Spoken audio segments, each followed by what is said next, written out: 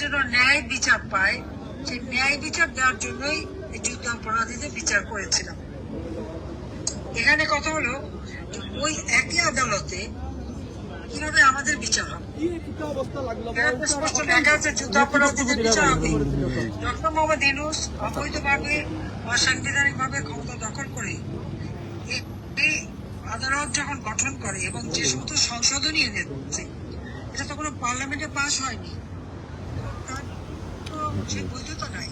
অবৈধ ক্ষমতা দখলকারী সব সে এই আজকে সে বিচার করে যাচ্ছে এবং এই বিচারের নামে যে প্রহসন, এটা আপনারা নিজেরাই দেখতে পারেন যে ব্যাপার হচ্ছে ট্রাইব্যুনাল গঠন মেনে চলে নাই। কাজে সেখানে বিচারক করা হয়েছে জামাত ইসলামী এবং বিএনপির যারা নেতা তাদেরকে প্রসিকিউটর অপরাধীদের ডিফেন্সে সে ছিল, যে হয়ে গেছে চিফ প্রসিকিউটর। অন্যান্য প্রসিকিউটর সবই সব মানে দেখা যায় যে একেবারে জামাত ইসলামী। এমনকি আমাদের কোনো আইনজীবীকে অ্যালাউ করেনি, কারণ আমি তো আসামি হিসেবে কোনো নোটিশও পাইনি, কিছুই পাইনি। আমি জানি না আমার অপরাধটা কি, কিন্তু বিচার হচ্ছে, এটা হলো বড় কথা। এইখানে দেখা যাচ্ছে যে ইউনূস যেভাবে বিচার করাচ্ছে সম্পূর্ণ বেআইনি ভাবে সে এই বিচার কার্য চালাচ্ছে। এবং আজকে তারা এখানে আবার আমাদের কিভাবে রায় দেবে, রায়ের তারিখও ঘোষণা করছে। সবচেয়ে মজার ব্যাপার হলো যে আমি একজন আসামি, আমার জন্য একজন সে বিচারক তারাই নিয়োগ দিয়েছে, তাকে আমি চিনিও না, জানিও না, তার সাথে আমার কোনো যোগাযোগও না, আমি তার খবরই জানি না। কিন্তু সে খুব প্রথমে ভালো ভালো কথা বললো, কিন্তু মজার ব্যাপার যে একটা দিন বেরোয় গেল যে সে যখন জজ সাহেবের সাথে কথা বলছে হ্যাঁ আমাকে তো সরকার আইনজীবী নিয়োগ করেছে, আমার তো আসামির পক্ষে কিছু কথা বলতেই হবে, কথা বলতে পারি না যে তার ফাঁসি চাই, আমি তো জানি কি হবে। এর থেকে বোঝা যায় যে এই পুরা মানে বিচার কার্যটাই হচ্ছে একটা সাজানো নাটক। শুধুমাত্র জামাত ইসলামে এক নেতা বলছে যে সে নাকি তারা হলো তাদের যে যুদ্ধ অপরাধীদের বিচার করা হয়েছিল, কারণ জামাত ইসলামী তো সমস্ত পাকিস্তানি হানাদার বাহিনীর সাথে ছিল এবং জামাতের যে তাদের যে দলের প্রধান প্রেসিডেন্ট যে ছিল নিজামী থেকে এরা তো তখন যুবক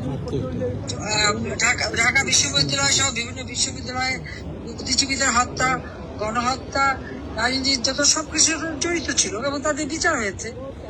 আজকে এখানে দেখা যাচ্ছে যে সেইখানে আমাদের বিচার করার নামে সে একটা চরমভাবে মানে একটা চক্রান্ত করে যাচ্ছে।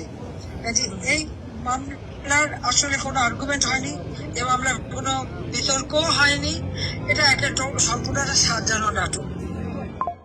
আমি ধন্যবাদ জানাই আপনাদেরকে যে আপনারা প্রতিবাদ করেছেন। আজকে যে আমরা কর্মসূচি দিয়েছিলাম লকডাউন, এই কর্মসূচিতে আমাদের আওয়ামী লীগ এবং সকল সহযোগী সংগঠন, বাংলাদেশের কৃষক, শ্রমিক, দিনমজুর, রিক্সাওয়ালা,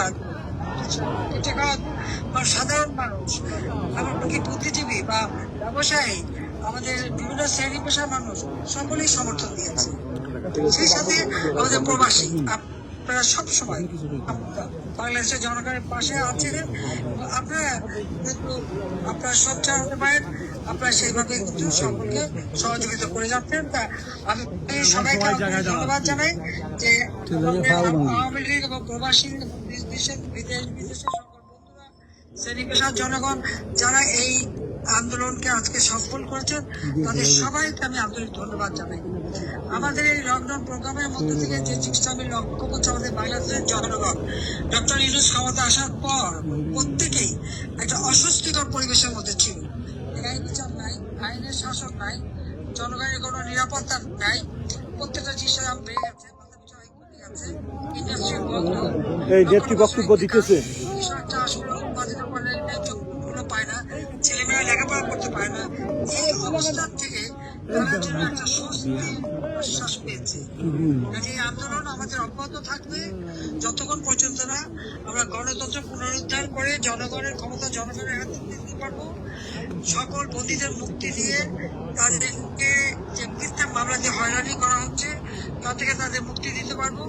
বাংলাদেশকে সন্ত্রাস ঝুঁকি মুক্ত করে বাংলাদেশের মানুষের জীবনের শান্তি নিরাপত্তা আবার আমরা ফিরিয়ে আনবো। বাংলাদেশের আর্থসামাজিক উন্নয়নে কাজ করে দেশের মানুষকে আবার একটা উন্নত জীবন দেব, যেখানে মানুষ শান্তিতে বসবাস করবে, সুন্দরভাবে জীবন পাবে। সেই লক্ষ্য নিয়ে আমাদের আন্দোলন। এই আন্দোলনকে সফল করার জন্য আমি দেশবাসী এবং আপনাদের সকলকে আন্তরিক ধন্যবাদ জানাই। আজকে আপনারা যে এই শীত উপেক্ষা করেও যে আপনারা এখানে প্রতিবাদ করতে এসেছেন, সেজন্য আপনাদের সবাইকে আমার কৃতজ্ঞতা জানাচ্ছি, ধন্যবাদ জানাচ্ছি। সবাইকে ধন্যবাদ। জয় বাংলা, জয় বঙ্গবন্ধু, বাংলাদেশ চিরজীবী। আপা একটু জালাল ভাই একটু সালাম দেবে, আপনি একটু ধরেন টাইম। আসসালামু আলাইকুম জালাল বলছি।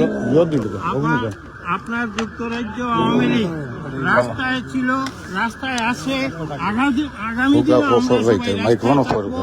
আপনাকে যতক্ষণ পর্যন্ত আপনার গন্তব্যস্থানে পৌঁছাই নাই, আমরা রাজপথ ছাড়বো না।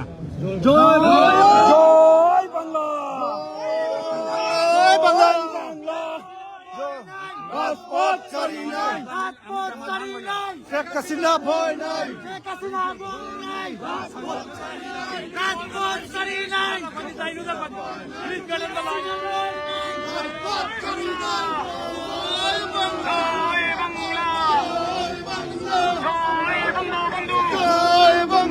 কে বলে রে মুজিব নাই, মুজিব সারা বাংলায়, এক মুজিব লোকান্তরে, মুজিব করে করে, লক্ষ মুজিব লড়াই করে, শেখ হাসিনার সরকার বারবার দরকার, শেখ হাসিনা সরকার, শেখ হাসিনার জন্য বাংলাদেশ বন্ধ, বাংলাদেশ ধন্য। শেখ হাসিনার কিছু হলে আগুন করে করে, জ্বলে আগুন ঘরে ঘরে, শেখ হাসিনার কিছু হলে action action direct action, action to action, direct action, Awami লীগের অ্যাকশন, ডাইরেক্ট অ্যাকশন, শেখ হাসিনার অ্যাকশন। Direct action. সবাইকে একসাথে বলতে হবে, আমাদের কোন নেত্রী আছে? আছে সারা বাংলাদেশে কোন নেত্রী আছে? আছে গণতন্ত্রের মানুষ কোন নেত্রী আছে?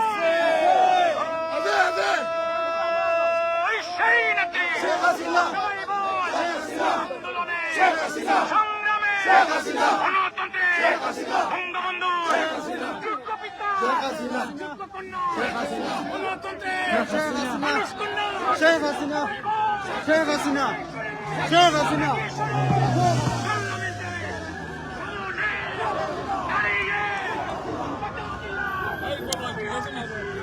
আমার বয়স কত? শুনো না লাগাই জানছি সবাই কি হলো সবাই কি হইছে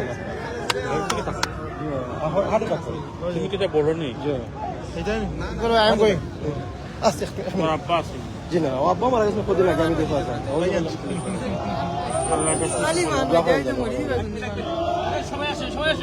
সবাই ফলো করছেন আমি যাইতে পারছি না আমার বাইরে গেছে কালকে আমার বলি নয় আমরা বাড়িতে আসলাম আমি বাবা কিন্তু কাজে জড়িয়েছি না এই সময় যাই না, খবরদার। ধন্যবাদ সবাইকে। আমরা মাননীয় প্রধানমন্ত্রী দেশরত্ন জননেত্রী শেখ হাসিনার বক্তব্য এতক্ষণ শুনছি। আপনাদের সবাইকে ধন্যবাদ যারা দেখছেন। জয় বাংলা, জয় বঙ্গবন্ধু।